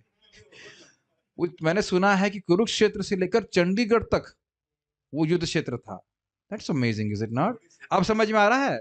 अगर आप गए हो चंडीगढ़ तो समझ आएगा। हम तो चंडीगढ़ कभी गए नहीं है। कुरुक्षेत्र से चंडीगढ़ कितना दूर होगा? 200 किलोमीटर, 60-70 किलोमीटर, 60-70 किलोमीटर का क्षेत्र। अब उसमें वो युद्ध करते हुए उनके घोड़े भाग रहे, करते करते घोड़े पस्त हो गए। तो वो उस समय फिर भगवान उनके घोड़ों का ध्यान रख रहे थे, वही युद्ध के समय में। और फिर वो उनको, अर्जुन को मतलब कुछ बात बताते भी, किस प्रकार से आप कुछ कुछ कुछ तो करते, वो बाणों का कुछ लगा दो कि वो लोग उन पे घोड़े का अटैक ना हो जाए, ऐसा कुछ हो जाए करके। हर क्षण भगवान उनको सहायता कर रहे। एक और मैं बताना चाहूंगा, जैसे वो अश्वत्थामा ने नारायण अस्त्र चलाया, ये पता है? ये बहुत इंटरेस्टिंग है। मैं तो खाली सारथ्यादिशु में बोल रहा हूँ, आगे जा ही नहीं पा रहा हूँ। तो अश्वत्थामा ने नारायण अस्त्र चला दिया। अब इसकी कोई काट नहीं, ना ब्रह्मास्त्र, कोई कुछ नहीं काट सकता था। तो यह पांडवों की सेना की तरफ आने लगा। तो भगवान कहे, तो स्वयं नारायण है, कहते हैं इसका कोई काट नहीं है, इसकी काट यही कि शरण में चले जाओ, सब बैंड हो जाओ। सबने हथियार छोड़ करके सबने प्रणाम करना शुरू किया। तो नारायण की शरण में आके नारायण क्या करने वाले? कुछ नहीं करेंगे। और भीम जो है सीना चौड़ा करके खड़े हो गए, नहीं मैं कुछ नहीं झुकने वाला। तो भगवान अपनी शक्ति से जबरदस्ती झुकवा दी उसको। तो झुके कैसे नहीं? तो ये प्रेम नहीं है, बताइए? केवल अर्जुन से ही प्रेम नहीं कर रहे, कैसे सभी की रक्षा कर रहे हैं, ये स्मरण कर रहे थे। तो ये सारा था इश्यू से आप ग्रहण कर सकते हैं। बहुत एक एक बात उनको याद थी। आगे भी और एकदम क्लियर श्लोकों में आएगा। सख्यम अर्थात शुभ चिंतन, यह तो गीता के एक प्रसिद्ध श्लोक में है। वक्ष्यामि हित काम्य, मैं तुम्हारी हित कामना से बोल रहा हूं, तुम्हारा अत्यंत शुभ चिंतन करके बोल रहा हूं। जब वो दुखी हो गए थे, अर्जुन युद्ध करने में भी समर्थ नहीं थे, तब कृष्ण उनके शोक को दूर की। हर तरह से कृष्ण सहायता कर रहे हैं। समझ में आया सख्य का अर्थ? अलग अलग अर्थ लिए गए हैं इसमें, हम एक एक करते हैं, पकड़ में। मैत्री, आशीर्वाद, हाँ उपकारिता भी कह सकते हैं। सौहृदम च, और घनिष्ठता पूर्वक संबंध आदि। अब इसको थोड़ा समझिए। ये आप लोग भगवान कृष्ण की शायद इस एंगल में ध्यान नहीं दे रहे कि भगवान कृष्ण बड़े कौतुकी भी है, खूब मजाक करते हैं। तो युद्ध के बाद आराम से अर्जुन और कृष्ण बैठते होंगे। इधर आप लोग कभी सोचे नहीं ना इस तरह से? सोचे युद्ध खत्म हो गया, चलो तुम अपने क्वार्टर में, अपने क्वार्टर ऐसा नहीं है।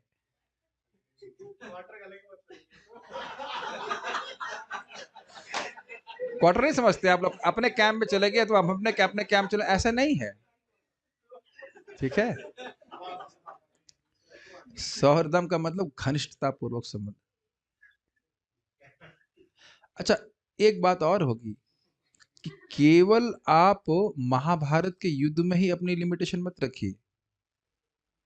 क्या कृष्ण का शक केवल महाभारत युद्ध में था? मैं थोड़ा इधर बह गया बोलते हुए कि सारथ्यादिशु तो चलिए ये केवल युद्ध में है, लेकिन भगवान का सख्य, भगवान की मैत्री और भगवान का सौहार्द क्या केवल महाभारत के युद्ध में था? पहले नहीं था? हर जगह आप जानते हैं, दुर्वासा से बचाए, ऐसा एकदम डिटेल में आएगा तो हम वहां पे चर्चा भी करेंगे, लेकिन हर जगह भगवान इस प्रकार से कर रहे थे शुभ चिंतन। यहां तक कि जब यह न्यूज मिली कि पांडव मर गए हैं जल के, तो कृष्ण रो भी रहे आकर जबकि उनको पता है मरे नहीं है। खूब फूट के रो रहा है कि हमारी बुआ जल गई, हमारे भाई मर गए। ऐसा भी कर रहा है कृष्ण।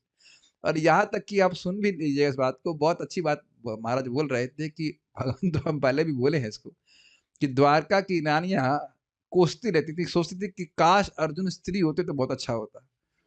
क्यों? कि कृष्ण बार बार हस्तिनापुरी आया करते थे अर्जुन के प्रेम के कारण, तो कहते स्त्री होते तो कम से कम शादी करके द्वारका में तो रहते। तो इस प्रकार का सौहार्द था। देखिए हम लोग इधर से देख रहे हैं अर्जुन का प्रेम है, और कृष्ण की तरफ से प्रेम नहीं देख रहे हैं। कोई व्यक्ति इस प्रकार से कृष्ण से बोल रहा है, कृष्ण तुम्हारा बहुत अच्छा है गुण है। क्या गुण है मेरा? तुम कभी झूठ नहीं बोलते हो। तो कितना उसका प्रेम होगा तभी तो उस प्रकार की बात वह भगवान से बोल सकता है। नहीं तो सभी लोग बोलेंगे गोविंदम आदि पुरुषम, यही बोलेंगे, लेकिन कृष्ण को बड़ा अच्छा लगता है। क्या है? श्री कृष्ण, हे कृष्ण हे यादव हे सखेति प्रसभम, दोक्तम ऐसे करके है ना भाग 11वें मैंने, सोते समय खाते समय ऐसे करके आपको अपराध कर दिया, उसके लिए हमें क्षमा कर दीजिए, अर्जुन से बोल रहे हैं। फिर महाराज बोले अभी क्षमा मांग रहे हैं, गीता पढ़ने के बाद फिर सारथी बनाएंगे अर्जुन। ये सब बातें हैं। और आप अगर भगवद गीता की बात स्मरण करें तो देखिए भगवान क्या कह रहे हैं कि निमित्त मात्रम भव सभ्य साची यश लभतु, यश यश यश बोलते यश, यश प्राप्त करो, तुम मेरे निमित्त बनो और तुम यश लाभ करो। अब भगवान जिस व्यक्ति को ऐसा बोल रहे हैं कि तुम यश लाभ करो, तुम मेरे निमित्त बनो, तो क्या वो व्यक्ति विशेष नहीं होगा? कभी विचार कीजिए, बहुत सारे ब्राह्मण थे, ऋषि मुनि थे, उन सब को छोड़ करके अर्जुन को ही भगवान भगवत गीता का उपदेश दिए कि अर्जुन भी बहुत प्रसिद्ध नहीं हो गए इसके द्वारा, युद्ध करने के द्वारा हुए सो हुए, और कितने जीवों की मुक्ति के कारण अर्जुन बन गए। पार्थो वस सुधीर भोक्ता दुग्धम गीतामृतम महत। बहुत विशेष है ना अर्जुन। यह भी अर्जुन देख रहे हैं कि सब लोगों को छोड़ करके मुझे ही भगवत गीता के ज्ञान का पात्र बनाया। तो आप कृपया केवल एक ही बात मत पकड़िए महाभारत युद्ध की, पूरा जीवन जो कृष्ण से सख्य रहा है वो सब उनको स्मरण है। बचपन में भी कृष्ण से मिले होंगे, खेले होंगे, अब जो भी रहा हो। बहुत छोटेपन में तो कृष्ण से नहीं मिले होंगे, हम थोड़ा गलत बोल गए, क्योंकि बहुत छोटेपन में हम फिर गलत बोल गए, क्योंकि वृंदावन में भी माता कुंती आई थी जब कृष्ण बहुत छोटे थे। जब बहुत कृष्ण छोटे थे, अर्जुन और कृष्ण एक ही उम्र के हैं, तो बच्चों को तो साथ में लेके आई होंगी। क्योंकि बच्चे हैं आपके जो बोल रहे हैं, गुरुकुल में पढ़ते होंगे। जरा अब हम थोड़ा डांट लगा लेते हैं इनको। वो जो आप सुना, क्या श्लोक था वो, गोप्या ददे, हाँ, तो उसमें कृष्ण कितने छोटे हैं, गुरुकुल लायक हैं, एकदम छोटे हैं कि नहीं?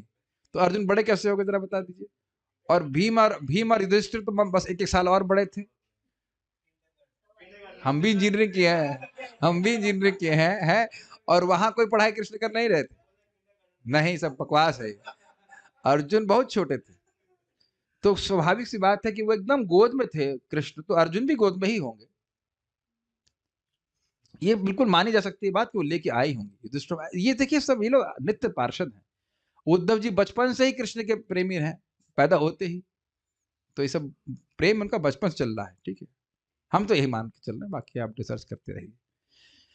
संस्मरण, सम्यक रूप से स्मरण, उन सबों का स्मरण करते, उन सबों बातों को, कभी उनको सारथी का दृश्य आ रहा है चित्त में, कभी ये आ रहा है, कभी वो लीला याद आ रही, कभी जो स्मरण कर रहे हैं किस प्रकार से खांडव प्रस्थ का जो जंगल था वो कृष्ण संग जलाए थे, इंद्र से युद्ध किए थे। ये सब बातें अभी आप आगे सुनने वाले हैं। वो रह रह कर ये बात आ जाती है, कभी वो बात आ जाती है, इस प्रकार से चल रहा है।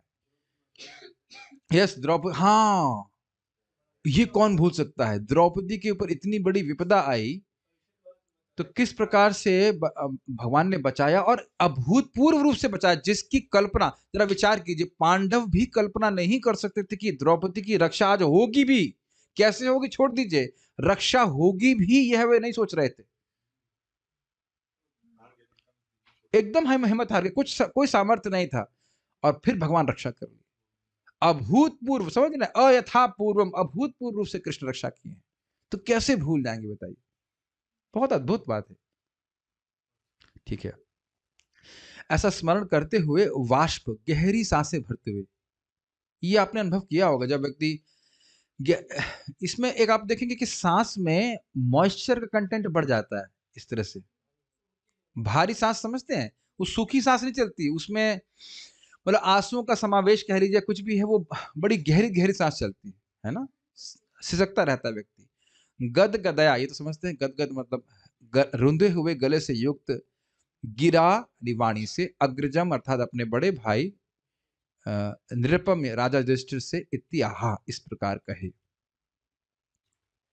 संस्कृत देखिए, कृच्छ्रेण संस्थभ्य शुचः, अपने शोक को, शोक कहाँ होता है, मन में, तो मन में जो शोक था, जो जो विरह के कारण उत्पन्न हो रहा था, उसको स्थिर करके, उसको रोक करके, पाणिना आमृज्य नेत्रयोः, अपने आंखों को, दोनों आंखों को जो अश्रु थे, आंखों को पोंछ करके हाथों से, परोक्षेण समुन्नद्धा, भगवान कृष्ण जब उनकी आंखों के सामने अब नहीं थे, उस कारण से अत्यंत उन्नत, बढ़े हुए, अत्यधिक प्रणय उत्कंठ कातर, प्रणय प्रेम के कारण जो उत्कंठा थी, उस कारण से वो जो व्याकुलता उनमें थी वहां अर्जुन में, इस कारण से सख्यम हृदय सौहृदम, सॉरी, सख्यम मैत्रीम सौहृदम च सारथ्यादिषु संस्मरण, वह भगवान श्री कृष्ण के सख्य, उनकी मैत्री मित्रता, उनके सौहार्द और उनके सारथी आदि कर्मों का सम्यक रूप से स्मरण कर रहे थे, वही उनके मन में छाया हुआ था।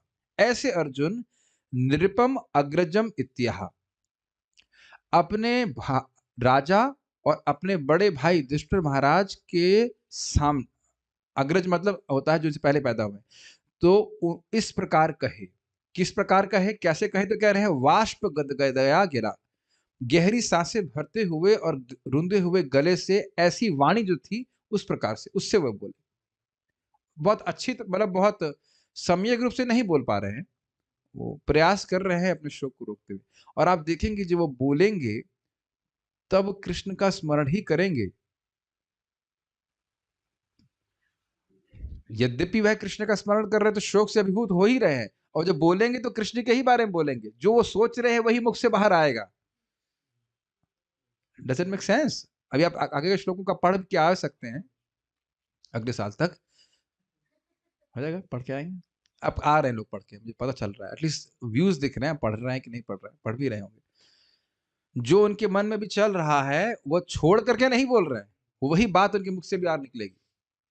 सारा दर्शनी, अपने नेत्रों में शुचः अर्थात शोकाश्रुओं को रोकते हुए, एक अर्थ यह भी है, शोक के अश्रुओं को रोकते हुए उन्होंने उन अश्रुओं का मार्जन किया, अर्थात उन्हें पोंछा जो वैसे भी बह रहे थे।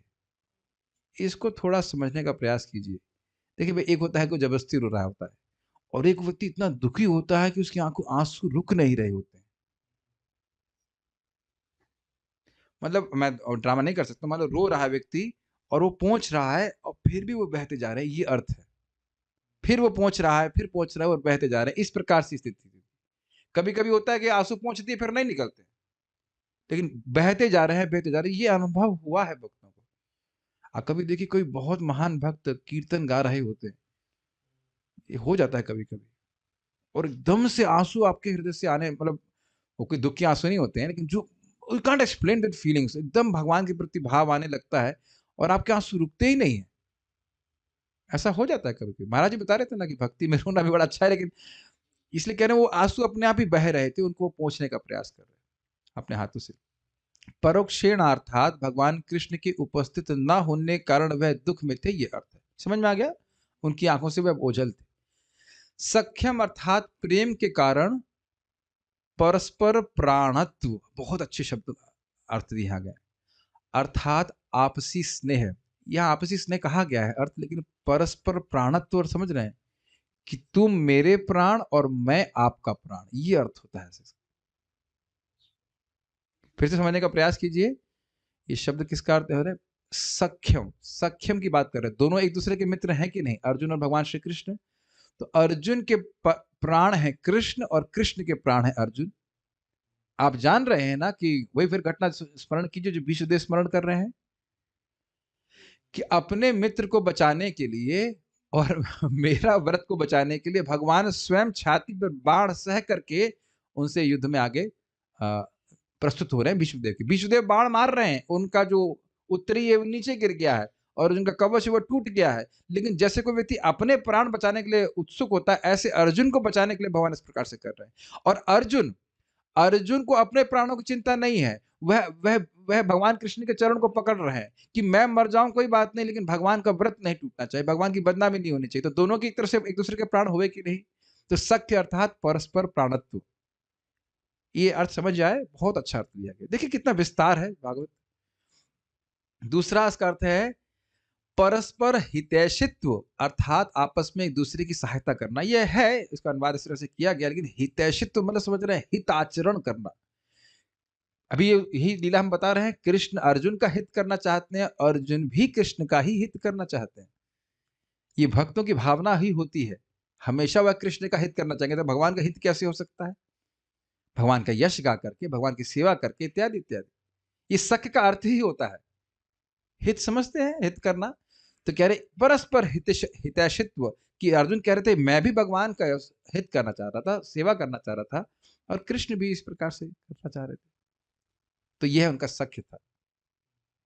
देखिए थोड़ा समझिए, छोटा बच्चा माँ का हित नहीं कर सकता, तो वहां पे परस्पर हितैषित्व नहीं हो सकता।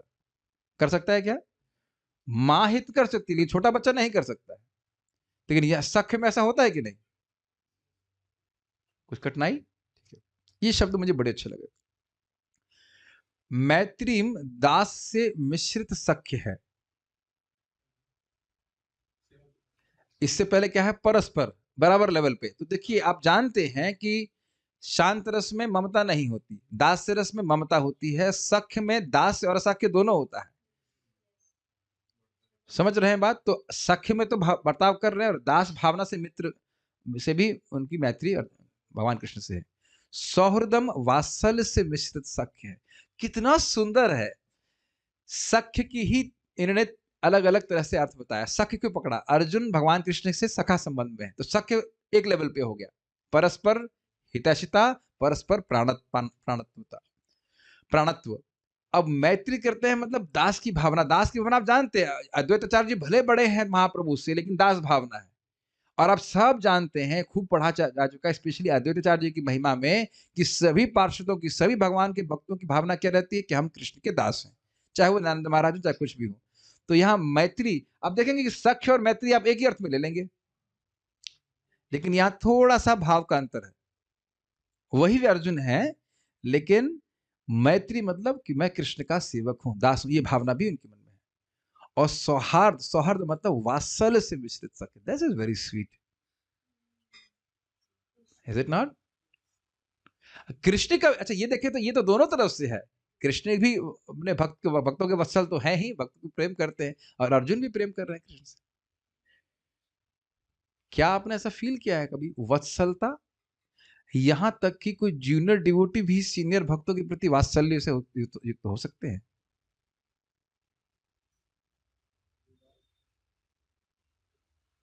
वात्सल्य भाव में पिता की बात नहीं सोच रहा हूं, that genuine love and affection. जैसे मैं समझा रहा हूं, प्रभुपाद जी जब अंत में बीमार थे, तो उनके शिष्यों ने बताया क्या ये क्या प्रेम से सेवा नहीं करी? बिल्कुल जैसे मानो खुद का बच्चा कोई हो, या इस तरह से। मतलब are able to appreciate this point? उनको पता है कि उनके आध्यात्मिक गुरु हैं और मतलब भगवान के प्रिय पार्षद हैं, लेकिन जैसे वो गुणानंद प्रभु बता रहे थे, हम लोग, वो बड़ा इंटेंस क्लास था, उसमें सब लोग रो रहे थे सब लोग रो रहे थे। तो गुणानंद प्रभु प्रभुपाद जी के क्वार्टर्स में क्लास दे रहे थे, तो कहा कि प्रभुपाद जी उनको बोले कि तुम काली गाय का दूध लेके आओ। तो गुणानंद प्रभु यहीं वृंदावन में बड़ी ही मुश्किल से एक काली गाय को ढूंढ के लाए, उसका दूध लेके आए। तो प्रभुपाद ने बोले, because of your mercy I am living. इस बात में हम तो नहीं बोल सकते, गुणानंद प्रभु जिस प्रकार से बोल रहे थे, very intense. Thank you because of your mercy I am living. तो अब देखिए, आप समझ पा रहे होंगे, लाइक वो भले शिष्य हैं, लेकिन एक वत्सलता का भाव। Are you able to appreciate that point? ये नहीं कि मैं अपने खाली गुरु महाराज की सेवा कर रहा हूँ, केयरिंग, अफेक्शन की बात हो रही है। I hope you are able to understand that. हाँ, तो इस प्रकार का भावना, कितना देखिए भागवत अद्भुत है ना। तात्पर्य, परम पुरुष अपने शुद्ध भक्त के साथ सारे संबंधों में पूर्ण है। श्री अर्जुन भगवान के विशिष्ट भक्तों में से हैं, जो सख्य भाव का आदान प्रदान कर रहे हैं, और अर्जुन के साथ भगवान का व्यवहार सर्वोच्च कोटि की मित्रता का प्रदर्शन करता है। कितनी हाईएस्ट मित्रता हो सकती है? वे अर्जुन के न केवल शुभचिंतक थे, परस्पर हितैषित्व, अपितु उसको लाभ प्रदान करने वाले भी थे, और इसे अधिक परिपूर्ण बनाने के लिए उन्होंने सुभद्रा का विवाह उससे करके उसे पारिवारिक संबंध में भी बांध लिया था। हाँ, ये बात मैं बताना भूल गया, जो जहाँ बात आई थी सौहार्द में घनिष्ठ पारिवारिक संबंध।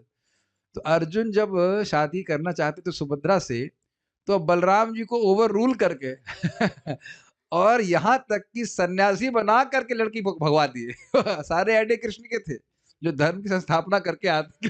अब हम कटाक्ष करेंगे भगवान के ऊपर कि नरसिंह के रूप में भगवान है यहाँ पे, लेकिन व्हाटएवर है ना, अद्भुत। वहां लिखा है कि टीका में अजीब सी बात है, सन्यासी बनाए अर्जुन को, सन्यासी के वेश में एटलीस्ट, और फिर वह लड़की को लेके भाग रहे हैं, बताइए। क्योंकि उनकी चाहती और बलराम जी कुछ नहीं कर पा रहे। हाँ, उनकी लड़की उनको लेके भाग रही है। ठीक है, जो कुछ भी है, तो इस प्रकार से कर रहा है। तो किसकी प्लानिंग से हो रहा है? तो उसमें लिखा गया भगवान की ही प्लानिंग से चल रहा है सब कुछ। तो ध्यान दीजिएगा, ना सिर्फ वह मतलब मित्रता दी है, अब वो पारिवारिक संबंध में भी है। बहन के पति हुए ना, कृष्ण की बहन के पति भी हो गए। जीजा बोलेंगे, जीजा, जीजा जी, हाँ जीजा जी बोलते हैं, यस, संबंधी कहते हैं, क्या बोलते हैं, anyhow, इस प्रकार से भी मतलब प्रेम को और बढ़ा लिया, ये कहने का अर्थ है। एक बंधन तो है और बंधन लगा लिया ऐसे कर। इसके भी ऊपर भगवान ने अपने मित्र की युद्ध के संकटों से रक्षा करने के लिए अर्जुन का सारथी बनना स्वीकार किया था, सारथ्य आदेशु। और जब उन्होंने पांडवों को विश्व पर शासन करने के लिए स्थापित कर दिया, तो वे सचमुच प्रसन्न हुए थे। अर्जुन ने यह सब एक के बाद एक स्मरण किया, और इस तरह ऐसे विचारों से अभिभूत हो गया। अभिभूत समझते हैं, kind of overwhelmed is the word, overwhelmed हो गया।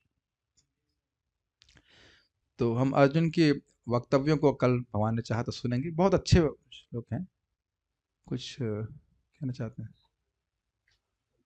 ओके, और कोई प्रश्न यहाँ पे नहीं है, तो यहाँ रुकते हैं। श्रीमद् भागवतम की जय, श्रील प्रभुपाद की जय, निताई गौर प्रेमानंदे।